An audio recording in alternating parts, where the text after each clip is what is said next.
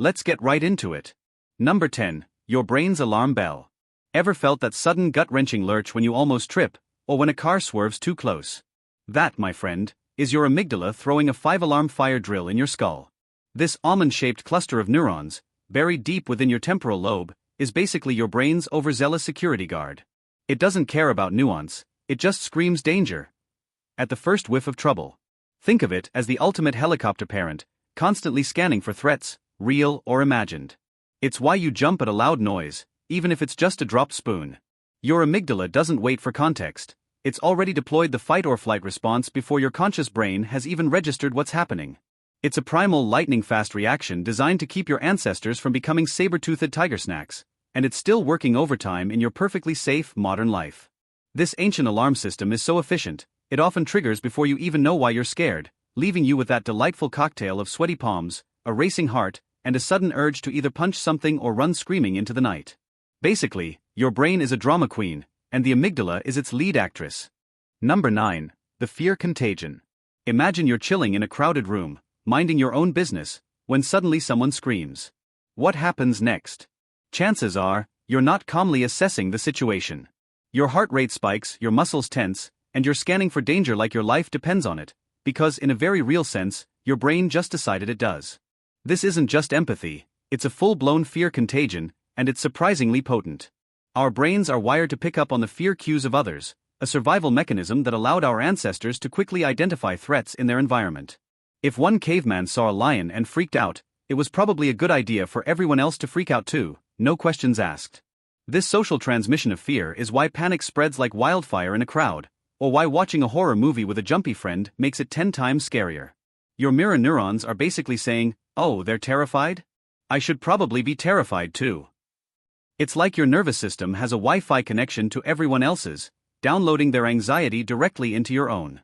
So, the next time you feel an irrational wave of panic, just remember, you might just be catching someone else's bad vibes literally. Number 8. The illusion of control. Ever noticed how some people insist on driving in a blizzard, even though they're white-knuckling the wheel and their eyes are wider than saucers?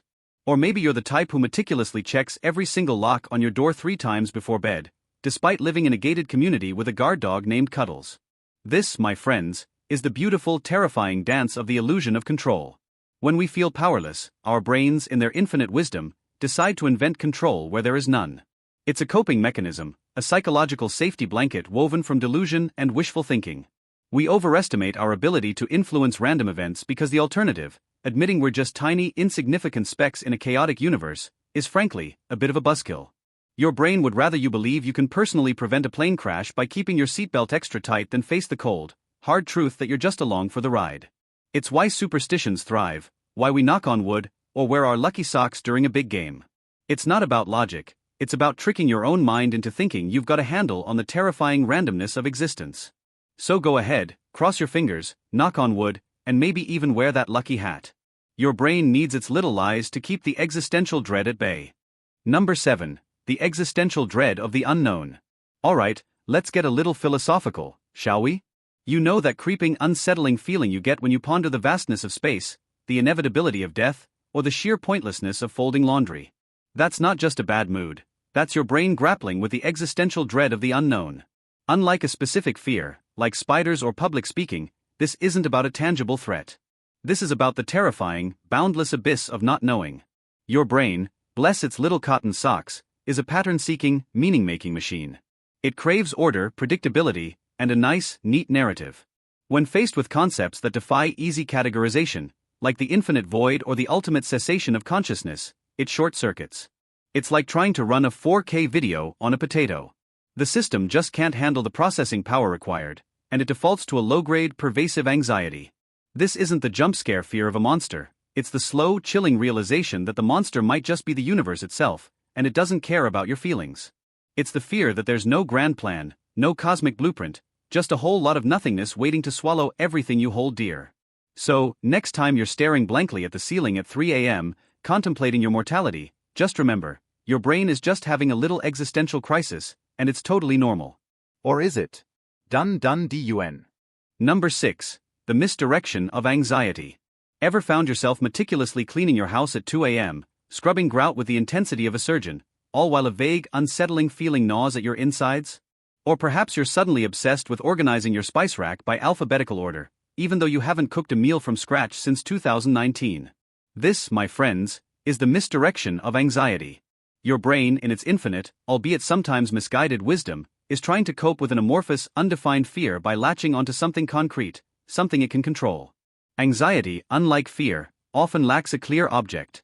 It's a free-floating sense of dread, a low hum of impending doom without a specific source.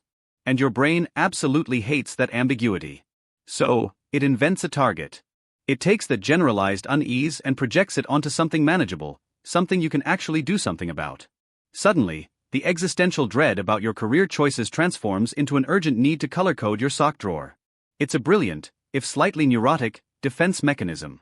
Instead of confronting the terrifying unknown, you're battling dust bunnies or rogue cumin seeds. It's a distraction, a mental sleight of hand, allowing you to feel productive and in control, even as the real, bigger fears lurk just beneath the surface. So, next time you find yourself obsessively reorganizing your digital photo albums, ask yourself, what am I really avoiding? Number 5. The comfort of catastrophe. Now, this one might sound a little twisted, but bear with me. Have you ever noticed how, when something truly awful happens, a natural disaster, a global pandemic, a sudden alien invasion, hey, a guy can dream, there's a strange, almost perverse sense of calm that can settle in? It's not that you're happy about the catastrophe, obviously. But that nagging low-level anxiety about what if suddenly vanishes, replaced by the stark, undeniable reality of what is. This is the comfort of catastrophe.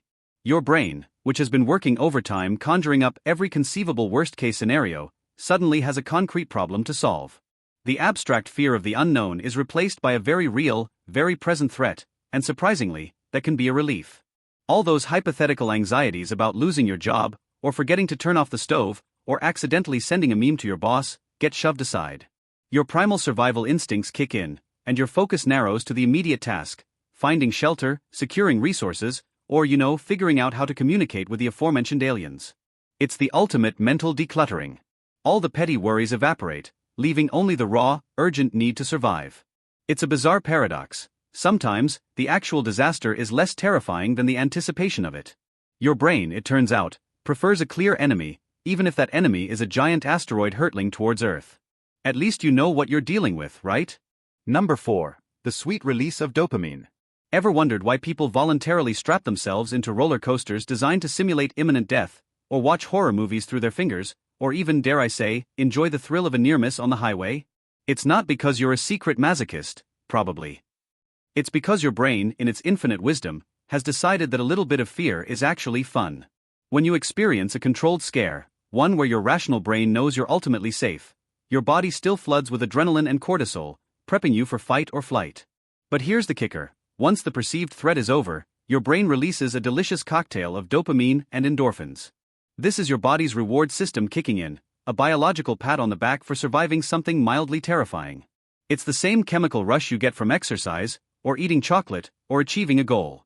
Your brain basically says, hey, you faced danger and lived. Here's some happy juice.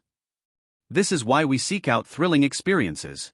We're not just chasing the fear, we're chasing the glorious, post-fear chemical high. It's like your nervous system is a toddler who loves to scream and then immediately demands a lollipop.